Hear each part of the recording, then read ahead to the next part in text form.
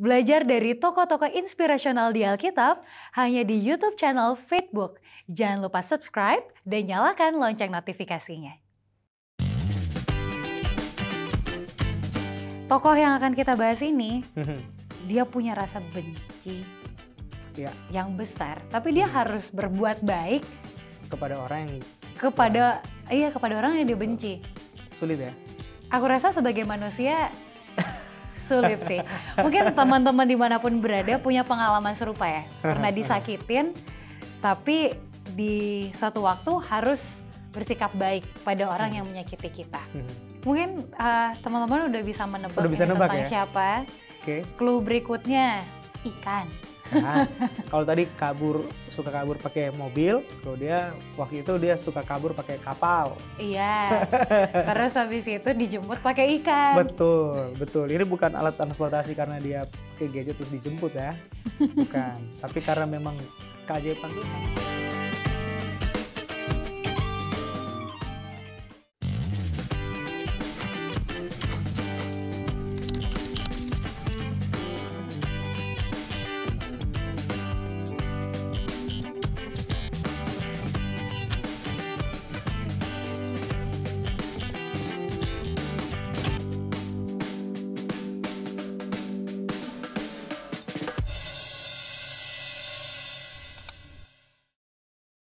Login lagi di Facebook, What's on Your Mind. Dan kali ini masih bersama dengan Gaby dan Pendeta Dedi Kurniawan. Tidak close the door, tetap di episode kali ini. Harus open terus. Kita tetap harus open the door, apalagi pintu hati ya Pendeta. Itu paling penting itu. Harus tetap dibuka. Harus dibuka. Betul, karena Yesus selalu mengetuk dan ingin masuk. Wah, insightful sekali. Sepertinya sudah bisa kita tutup kalau itu jadi kesimpulan. Iya, betul sekali.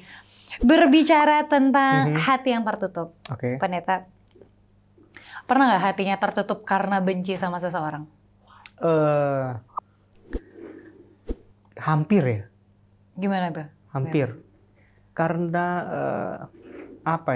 sesuatu hal yang saya tidak pernah harapkan itu akan terjadi, dilakukan oleh orang tersebut. Jadi itu seperti membuat luka di hati.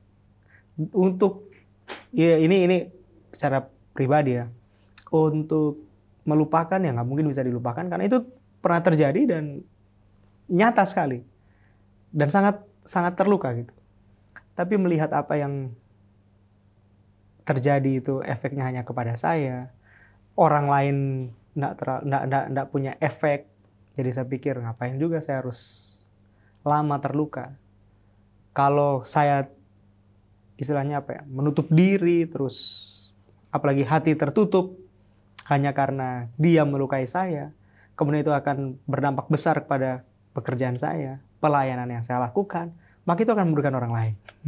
Jadi tapi butuh beberapa waktu untuk membuat pintu hati itu terbuka. Pintu hati itu bisa kebuka lagi. Memang perasaan manusia itu seringkali nggak bisa berubah secepat itu ya Pendeta. Betul sekali. Butuh waktu dan itu baru untuk membuka hati, memberikan kesempatan. Tokoh yang akan kita bahas ini, dia punya rasa benci yang besar, tapi dia harus berbuat baik kepada orang yang dia benci. Sulit ya? Aku rasa sebagai manusia sulit sih. Mungkin teman-teman dimanapun berada punya pengalaman serupa ya. Pernah disakitin, tapi di suatu waktu harus bersikap baik pada orang yang menyakiti kita.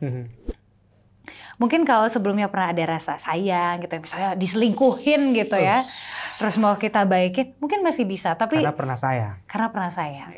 Tapi coba bayangin, contohnya keluarga kita yang disakitin, keluarga kita yang dilukai. Contohlah kasus yang sekarang ini lagi jalan nih persidangannya. Oh gitu ya. Anaknya dibunuh, bekerja pada suatu kepala gitu, seorang jenderal dan keluarganya. Tapi keluarganya anak ini, ya kita tahu lah, brigadir ini harus berhadapan sama keluarga dan orang-orang yang menyebabkan nyawa anaknya ini melayang. Tapi suatu saat kalau mereka harus berbuat baik, apa yang kira-kira akan mereka rasakan? Kalau teman-teman punya cerita serupa, boleh ditulis di komentar. Kolom komentar ya.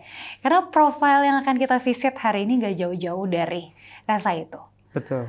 Dia pernah update status. Duh, sebel banget deh. Duh, sebel banget, pengen kabur aja rasanya. Gitu ya. Kabur kemana sih? Kita akan lihat kisah selengkapnya dari profil yang satu ini. Jangan kemana-mana, tetap di Facebook.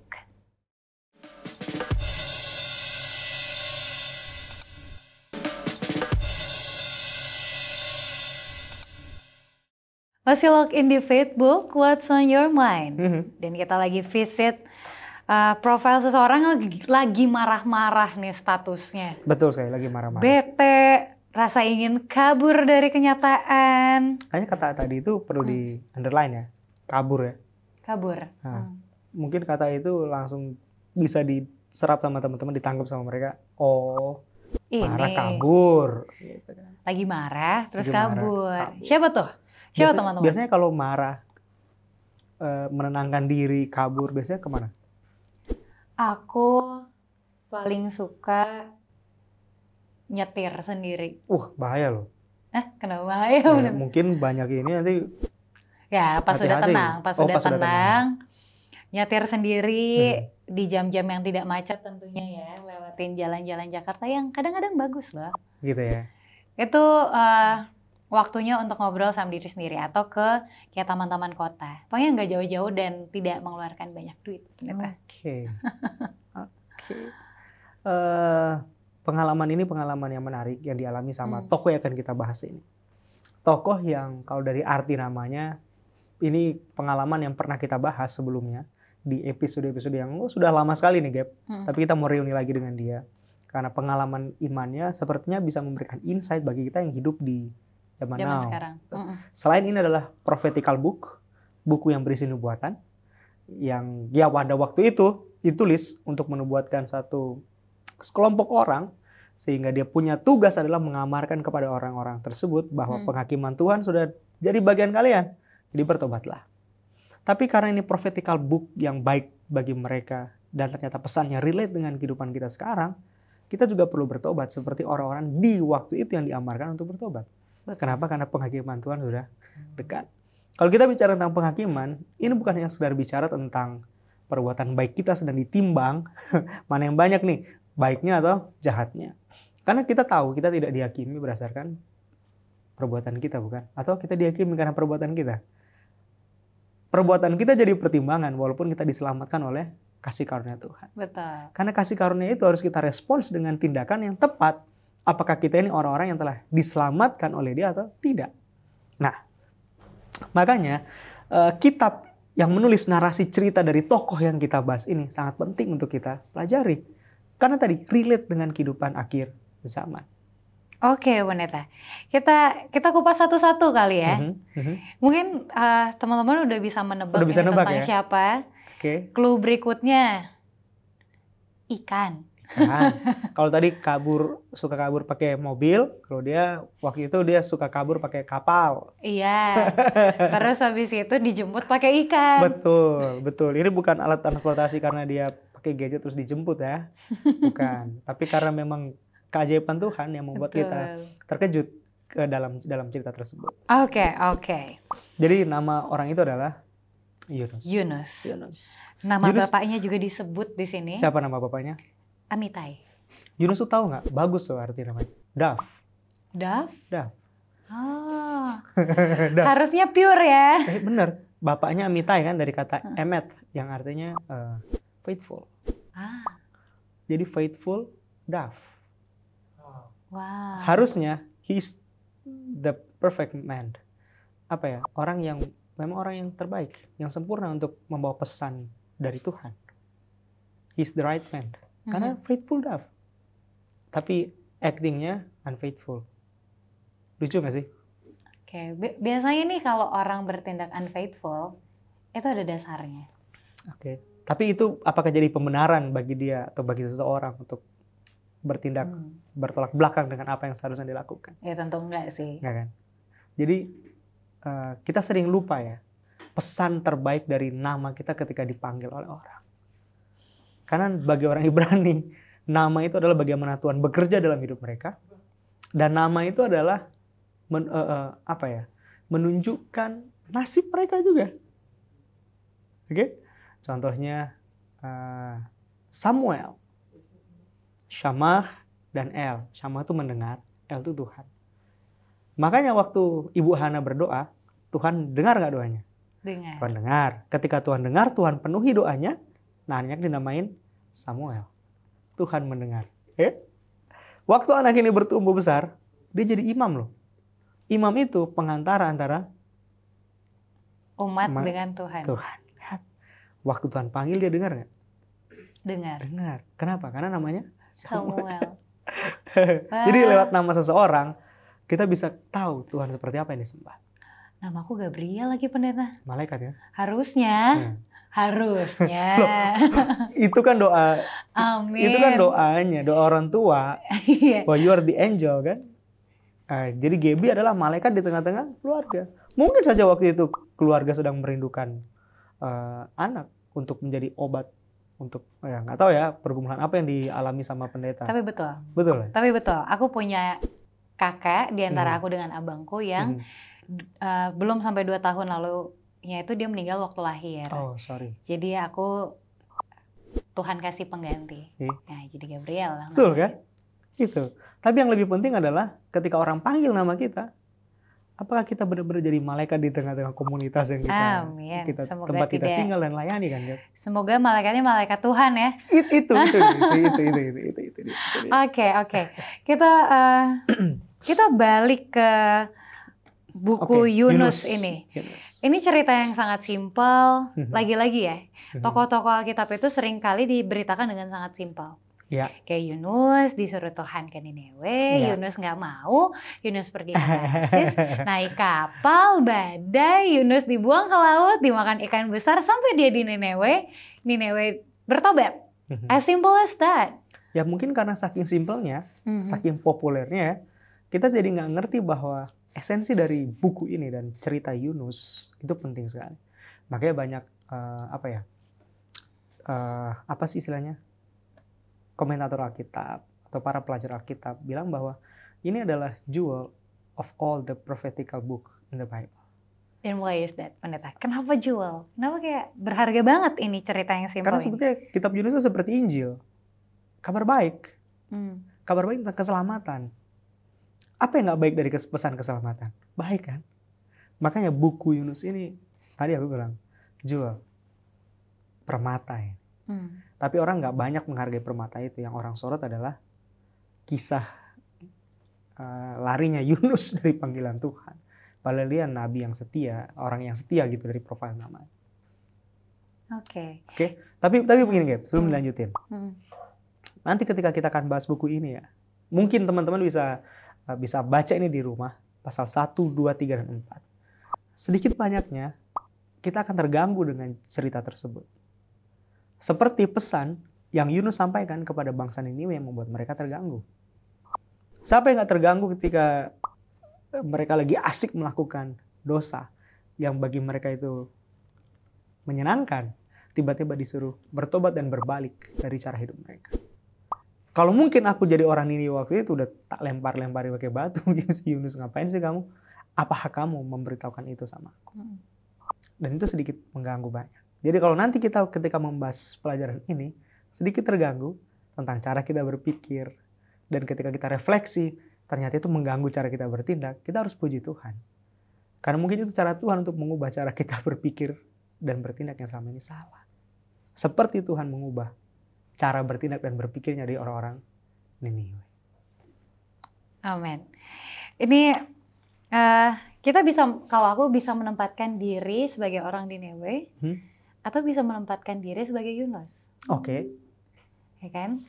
Karena kayaknya nggak jarang deh kita kabur atau bahkan mengabaikan tugas kita yang sebenarnya. Ya kan? Kita kan pekerjaannya sekarang macam-macam.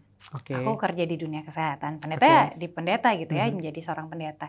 Mungkin banyak teman-teman di sini yang kerja kantoran. Mungkin kita tuh malah seperti kabur gitu ya. Kabur dari tugas kita sesungguhnya harusnya mengabarkan Injil kayak Yunus. Tapi malah kita fokus mengalihkan tugas kita ke tugas yang lain. Itu sih yang highlight yang aku bisa rasakan selain dari sisi kita jadi orang Niniwe. Tapi kadang kita juga kabur sih, kayak Yunus. Oke. Tapi kali ini yang akan kita bahas, sekalipun kitab Yunus dibuka dengan datanglah firman kepada Yunus, tapi fokus kita bukan kepada Yunus. Fokusnya ke siapa? Tapi fokus kita kepada Tuhan yang diceritakan oleh Yunus pada kitab Yunus. Berarti kita fokus kepada yang kasih firman hari ini. Oke. Karena begini, kenapa itu penting? Kita tahu semua Yunus kan? Cerita tentang dia.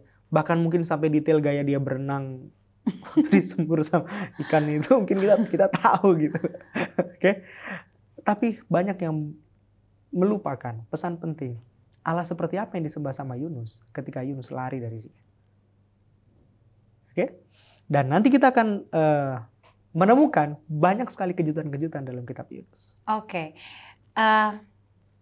Aku akan ada pertanyaan, tapi aku spill aja sekarang. Allahnya Yunus kan bukan Allahnya orang Niniwe kan? Betul. Tapi kenapa orang Niniwe takut sama Allahnya Yunus? Nanti kita akan jawab. Nanti kita akan bahas. Makanya jangan kemana-mana, tetap log in di Faithbook, What's on Your Mind.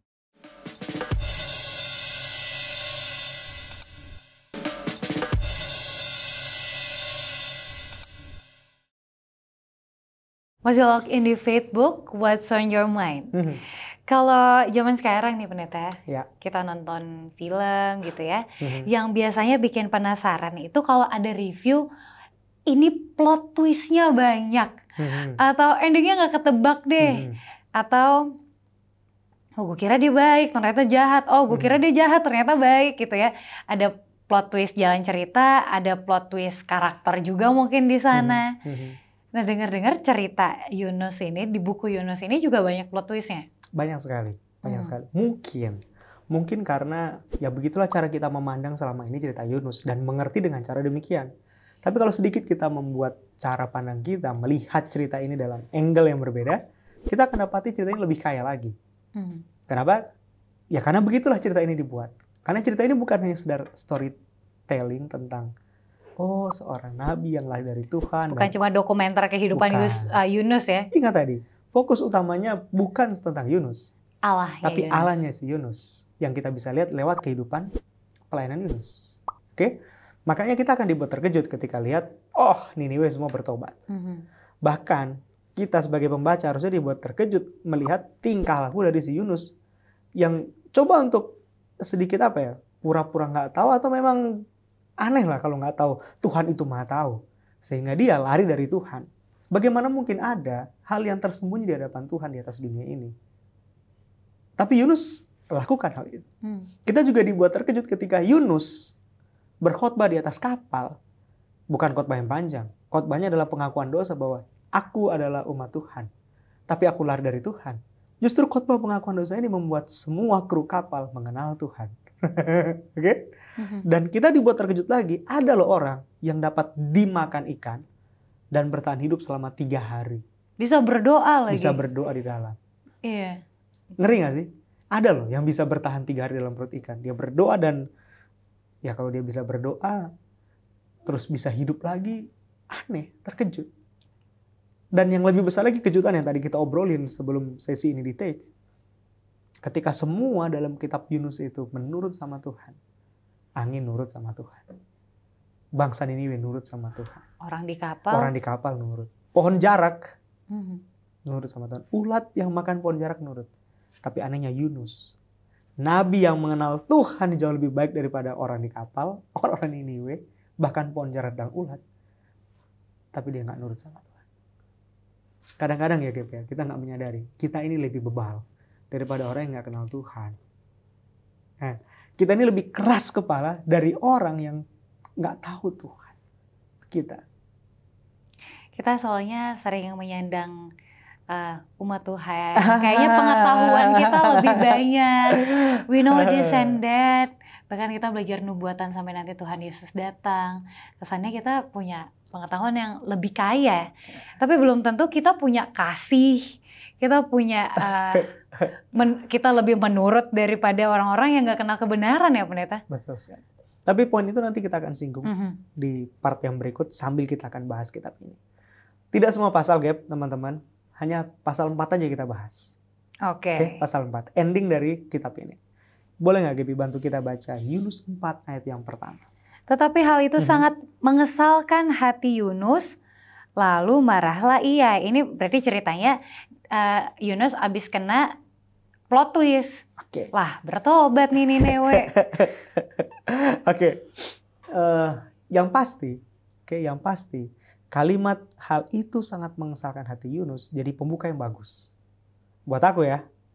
Kenapa? Karena dia coba jujur mengatakan apa yang sedang dialami sama Yunus. Tapi kemudian kalimat ini dalam Alkitab bahasa Ibrani dan Alkitab bahasa Inggris jauh lebih strong. Ekspresi mengesalkan hati. Karena ekspresi itu sebetulnya it was great evil to Jonah.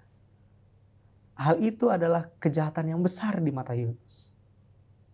Apa sih yang menjadikan itu kejahatan di mata Yunus? Seperti tadi tebakan Gaby, jawaban Gaby.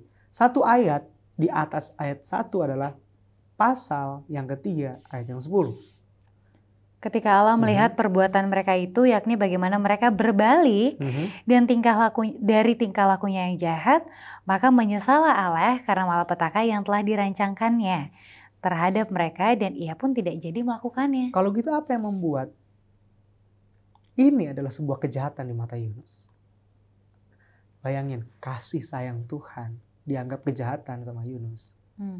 Kemurahan Tuhan, belas kasihan Tuhan dianggap kejahatan. Bukan kejahatan kecil.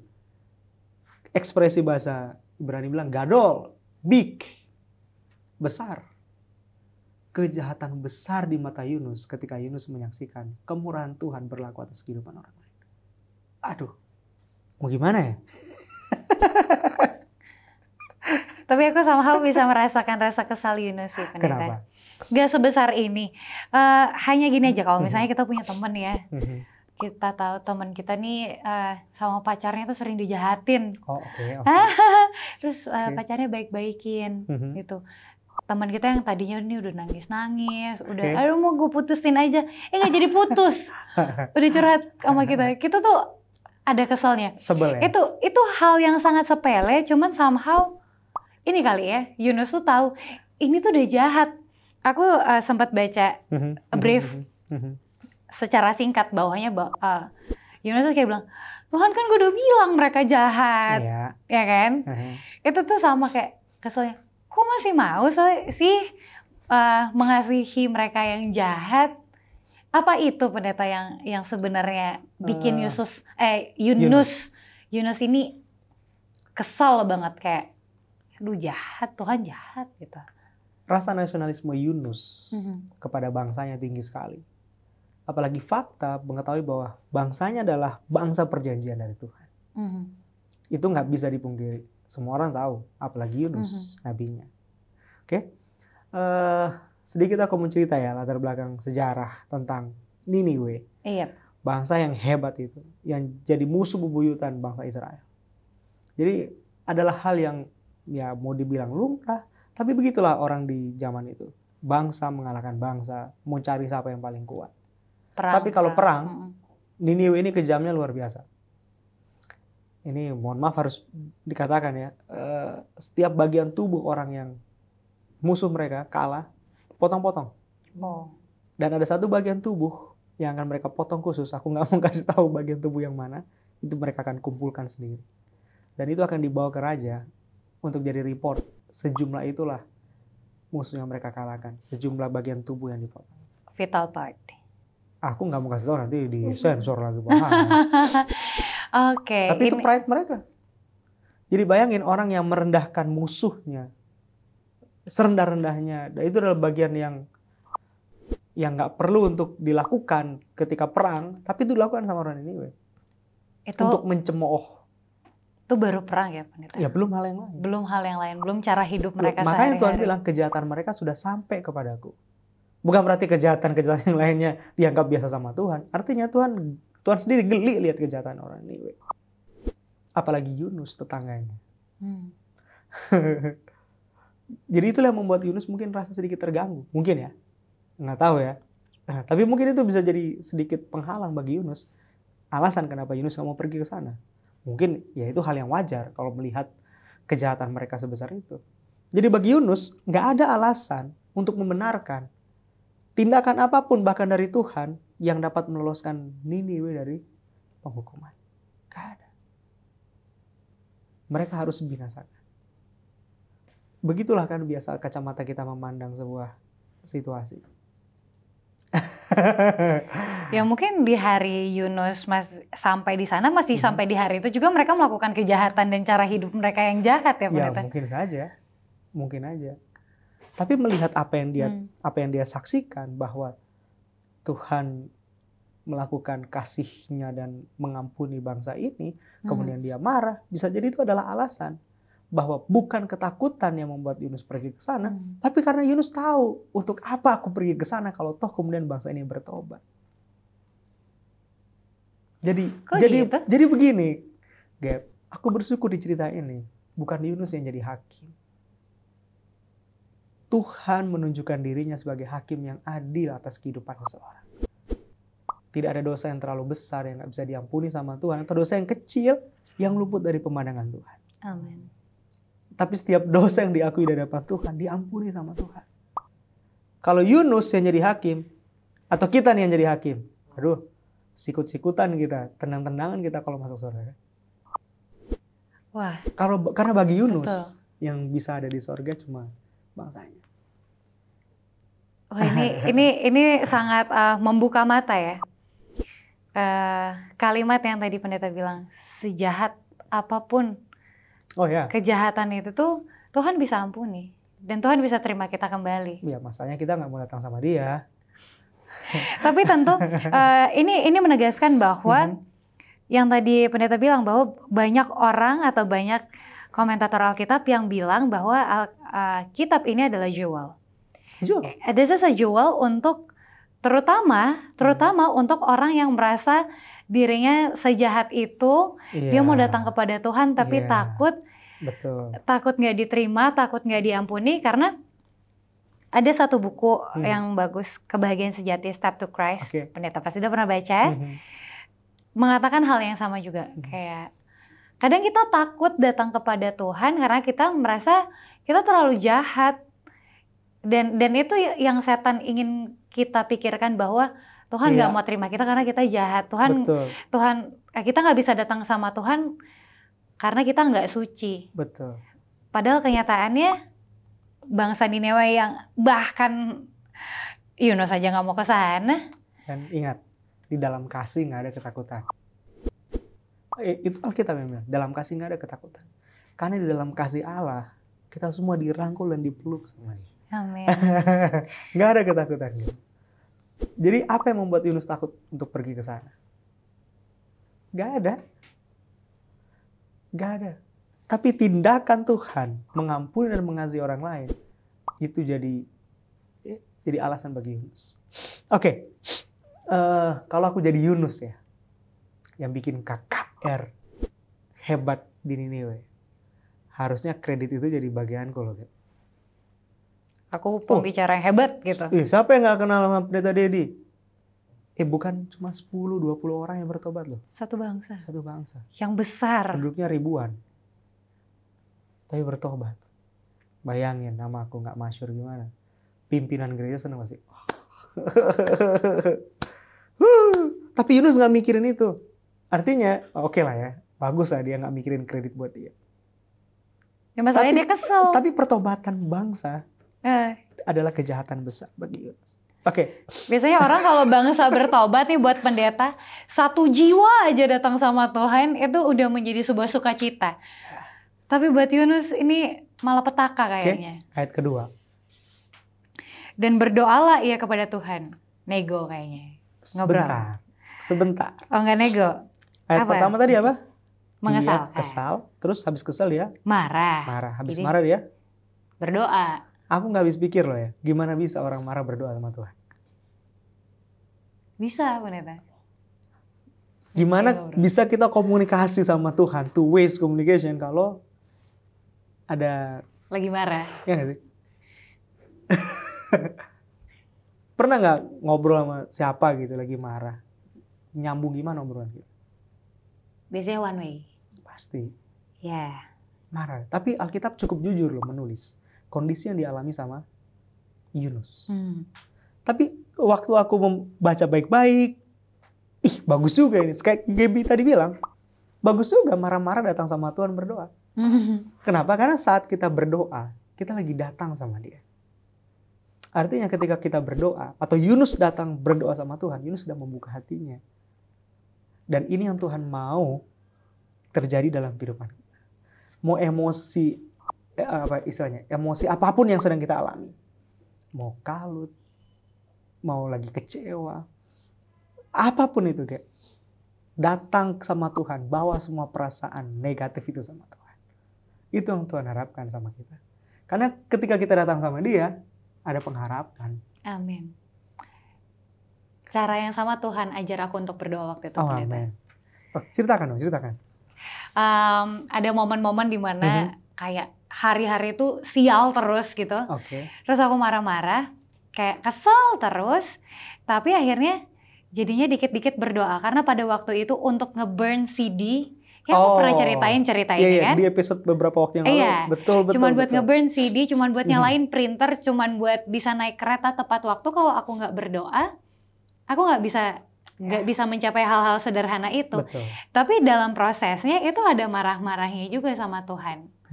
But that's how I learned to pray. Jadi Tuhan mau kita bawa semua emosi negatif itu. Betul. Kita masih akan belajar ya tentang Yunus yang lagi marah-marah ini. Ya, untuk itu teman-teman jangan kemana-mana, tetap log in di Facebook.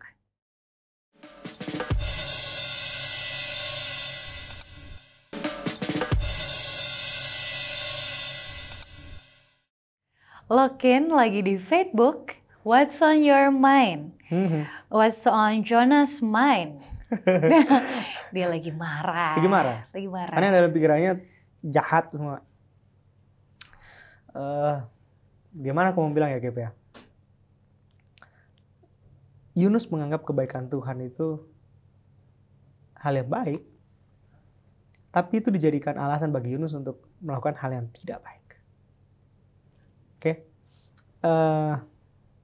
Ini jadi alasan bagi kebanyakan orang Kristen ya, untuk melakukan hal yang sama seperti yang Yunus lakukan.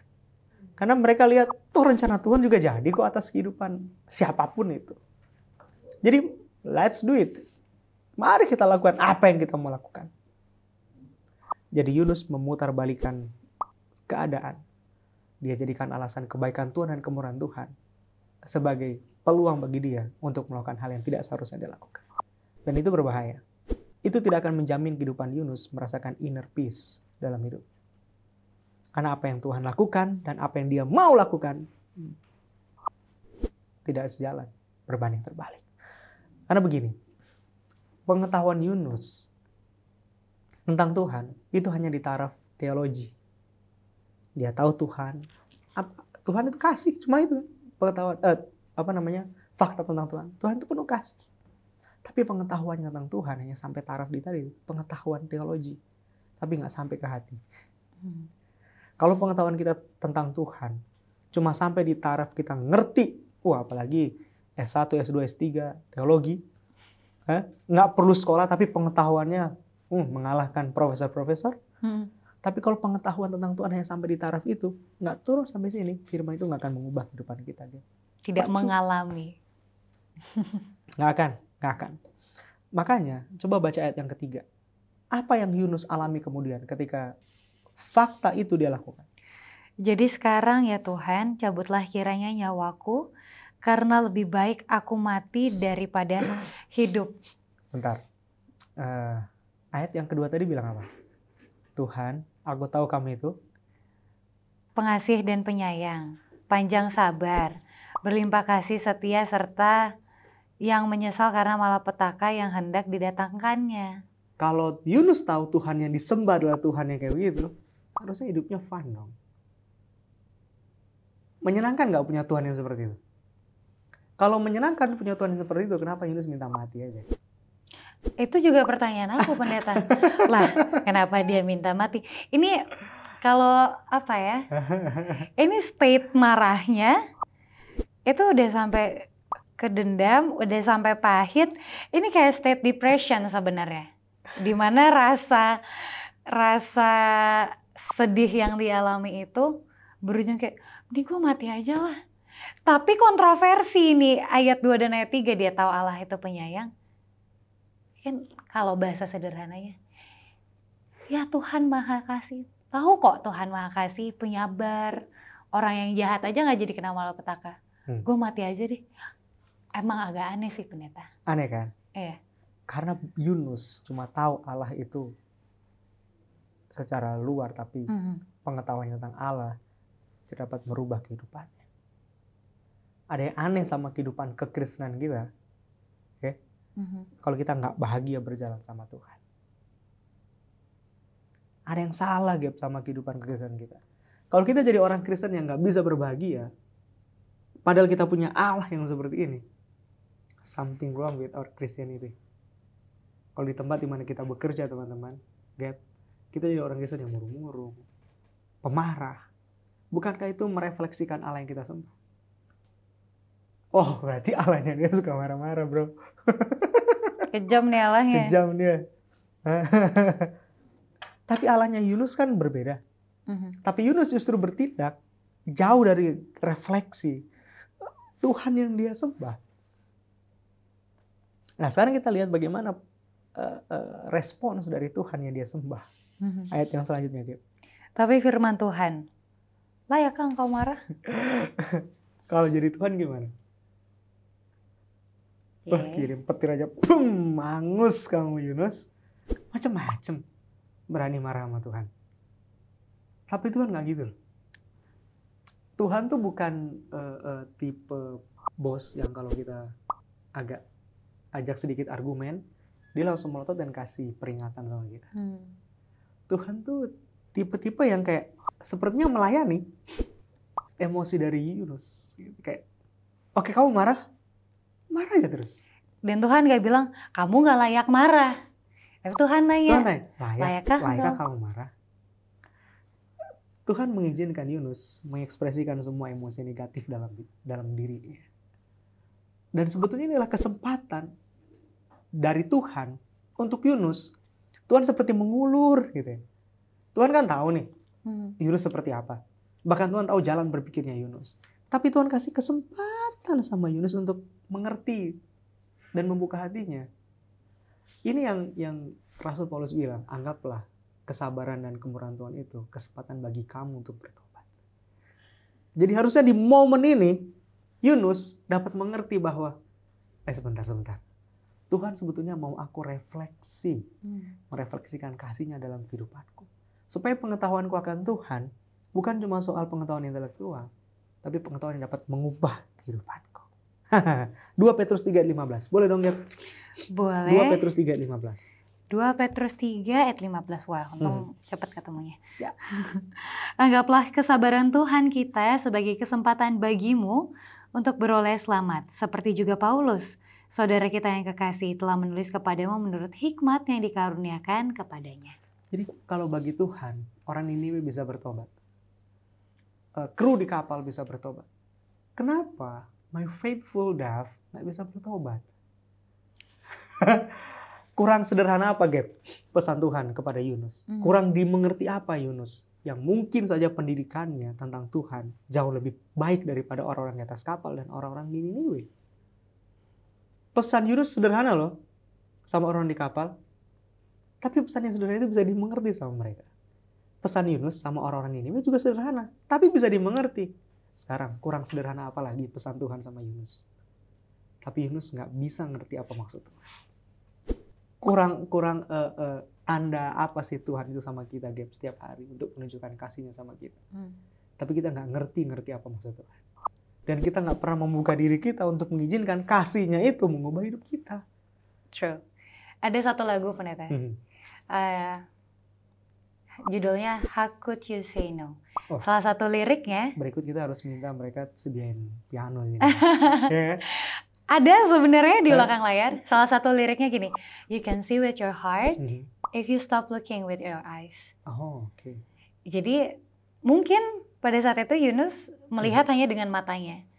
Kayak, ini bangsa yang jahat Tuhan. Ini bangsa yang jahat. Kayak, mereka tuh menggelikan sekali. Ya, he looked with his eyes, nggak pakai hati. Aku suka kalimat yang tadi Gaby bilang di sesi yang kedua tadi. Mungkin karena Yunus klaim dia punya kebenaran. Oke? Jadi semua harus berdasarkan kemauannya. Bahkan kalau bisa Tuhan yang dengar dia, gantinya dia dengar-dengaran sama Tuhan. Dia mau semuanya harus ikutin agendanya dia. Ya sama kayak kita lah. Kita klaim kita tahu kebenaran. Kita tahu hukum-hukumnya. Kita tahu semua pengajarannya, ketetapannya. Jadi kalau bisa semuanya harus sesuai saya. Tapi kali ini kita belajar bahwa itu semua nggak cukup. Pengetahuan kita tentang kebenaran. Oke? Pengetahuan kita tentang hukum-hukumnya dan pengajaran ketetapannya di dalam Alkitab itu nggak cukup untuk membuat kita dapat dirubah. Hanya kasihnya yang dapat mengubah hidup kita. Kalau kita mengizinkan. Tapi sampai pada titik itu, Yunus nggak mau. Makanya ayat yang kelima bilang apa? Yunus telah keluar meninggalkan kota itu dan tinggal di sebelah timurnya. Lihat berapa kali Yunus lari dari Tuhan. Kita pikir cuma sekali dia lari dari Tuhan kan? Waktu dia, teman-teman juga tahu gitu. Waktu dia lari ke Tarsis. Alkitab mencatat, Yunus 4:5, dia lari lagi dari itu. Ini kirain kita bakal mendengar jawaban Yunus, tapi setelah Tuhan tanya, nggak ada jawabannya. Lihat, kadang kita begitu sama Tuhan kan. Kita seperti memainkan apa ya? Perasaan Tuhan dan emosi Tuhan di doa-doa kita. Kita mau main-main sama Tuhan. Seolah Tuhan nggak ngerti apa yang kita alami dalam hidup. Pada teks ini, waktu dia berdoa, dia ngobrol sama Tuhan, ada nggak endingnya? Kayak kita biasa berdoa, haleluya, puji Tuhan, amin. Nggak ada ya? Pembicaraan itu cuma habis di situ, dia kasih tahu fakta kenapa dia marah. Wah, teman-teman pernah nggak ghosting Tuhan? Iya kan? Ini Yunus ghosting loh. Aduh, bukan cuma ghosting. Ditinggal loh. Begitulah, begitu kita kan. Di-read doang ini. Betul sekali. Oke, tahu. Ayat yang ke-6. Dia kabur. Ayat yang ke-6. Tuhan, menumbuhkan sebatang pohon jarak. Kenapa Tuhan tumbuhin pohon ini? Apa pentingnya? Setiap kali manusia lari dari Tuhan, Tuhan selalu kirim peluang agar manusia yang lari dari dia itu kembali sama dia. Yunus kabur ke Tarsis, apa yang Tuhan kirim? Ikan. Yunus lari lagi ini, apa yang Tuhan kirim? Pohon. Intinya kita nggak bisa lari dari Tuhan. Makanya yang tadi kan, terkejut dong harusnya Yunus. Gimana mungkin dia bisa lari dari Tuhan? God will find you. Tapi dia lari lagi. Udah dijemput ikan, lari lagi. Itu kan yang sering terjadi dalam kehidupan kita, kan? Betul. Seberapa sering kita lari dari Tuhan sebetulnya? Tapi Tuhan selalu datang mendapatkan kita. Mungkin pohon jarak yang Tuhan kirim adalah tayangan Facebook ini. Mungkin teman-teman ada yang sedang bergumul. Tuhan, semua emosi negatif sudah dicurahkan sama Tuhan. Quick question, pendeta. Nggak masalah ya berarti kita mencurahkan emosi marah kita. Itu yang Tuhan inginkan terjadi dalam hidup kita. Kita nggak hanya bisa datang pada Tuhan saat kita bersyukur aja, saat kita mau meminta, tapi keadaan kecewa dan marah tuh Tuhan akan. Katanya Tuhan itu sahabat kita. Masa Tuhan mau yang denger yang enak-enaknya aja? Tuhan juga mau dengar keluh kesah kita sebagai sahabat terbaik kita. Tuhan bilang bawa, serahkan. Serahkan sama dia. Serahkanlah ke. Cuma ketika kita serahkan, kita kan nggak percaya sama Tuhan kalau dia akan take care our problem. Ketika kita serahkan, seolah-olah kita cuma kasih tahu sama dia, tapi beban itu masih kita pikul kan? Nah, kayak Yunus dong nih. Datang curhat, Tuhan ladenin, kabur dia. Pesan ini penting. Seperti permata tadi yang kita kita kasih tahu di pesan awal ketika tayangan ini kita sampaikan ke teman-teman. Tuhan menutup apa istilahnya, kisah Injil ini dengan sebuah pertanyaan besar. Jadi kitab Yunus, Gap dan teman-teman, ditutup dengan pertanyaan. Habis itu nggak ada lagi. Ditutup dengan pertanyaan. Bagaimana aku tidak sayang sama Niniwe? Kamu sayang sama pohon itu, yang bahkan kamu nggak punya kontribusi apa-apa untuk penumbuhan. Gimana aku nggak sayang sama orang Niniwe? Oke? Yunus bisa jawab nggak itu? Aku nggak tahu Yunus bisa jawab atau nggak. Nggak ada jawabannya lagi. Ada. Tapi ada satu kata yang bagus di ayat yang ke berapa ini?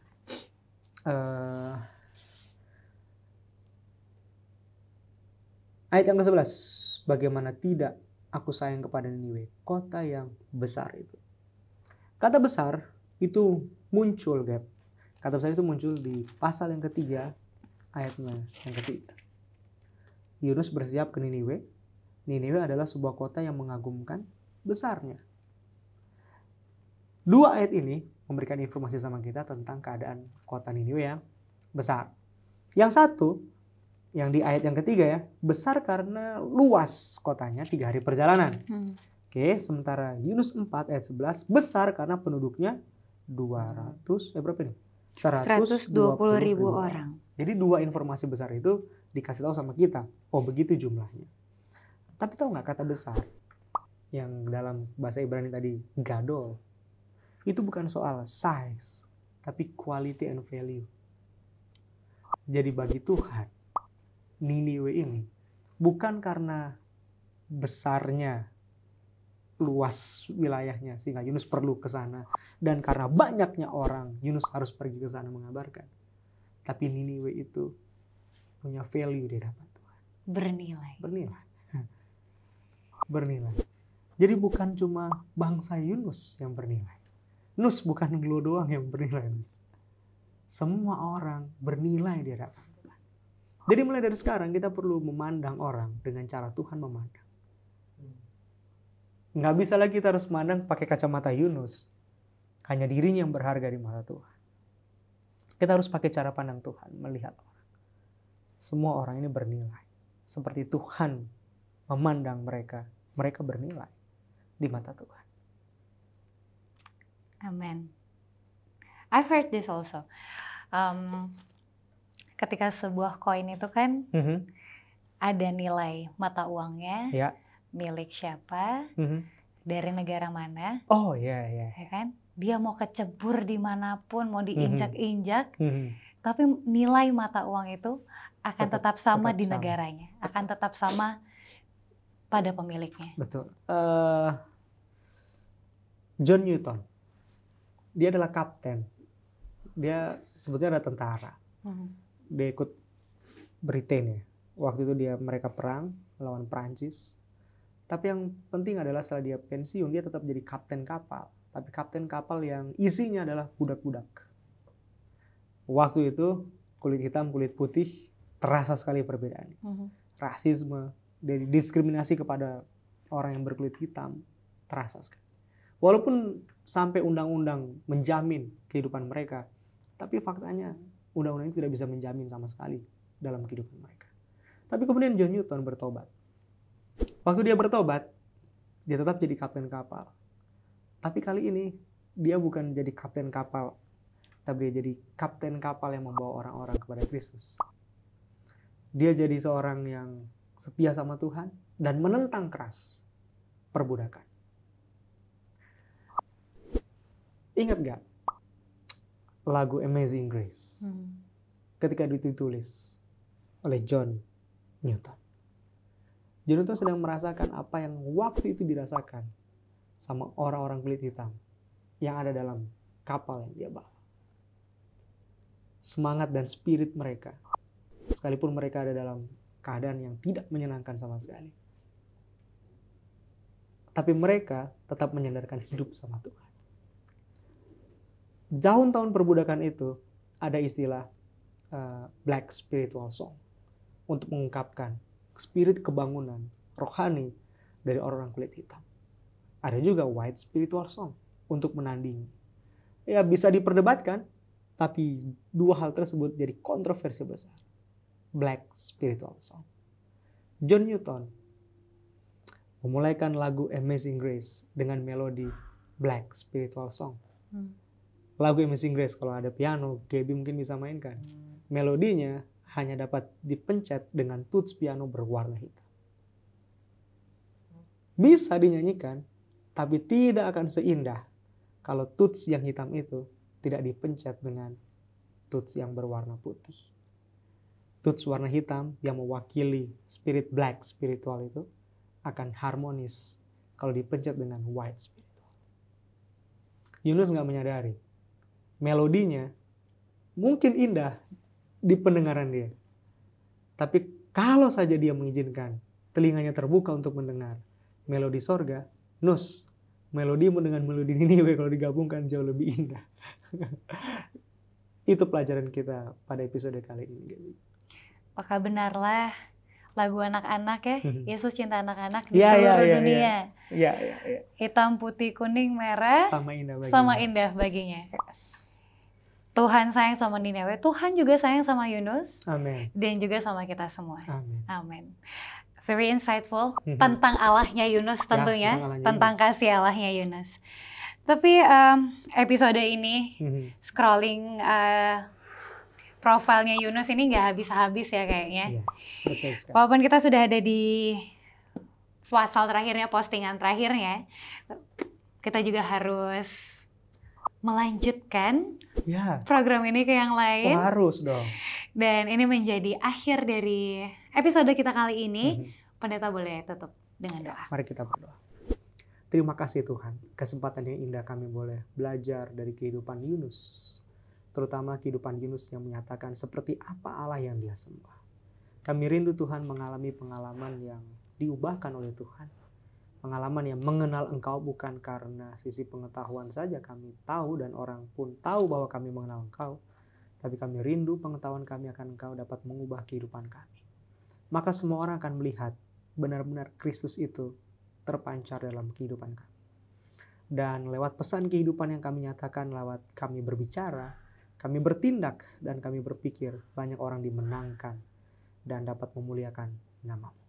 Pertemukan kami kembali Tuhan di episode-episode yang akan datang bersama dengan teman-teman kami, teman-teman Facebook untuk mempelajari firman-Mu.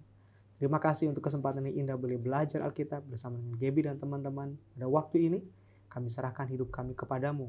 Karena kami tahu Tuhan jalan kehidupan-Mu jauh lebih indah daripada jalan kehidupan yang kami rancang. Dalam nama Tuhan Yesus kami persembahkan doa ini. Haleluya. Amin. Amin. Terima kasih pendeta. Thank you. Terima kasih teman-teman Facebook. Tetap log in di Facebook karena kita akan visit banyak sekali profil yang insightful, inspirational. Dan itu tadi, jangan di log out. Log in terus di Facebook. What's on your mind?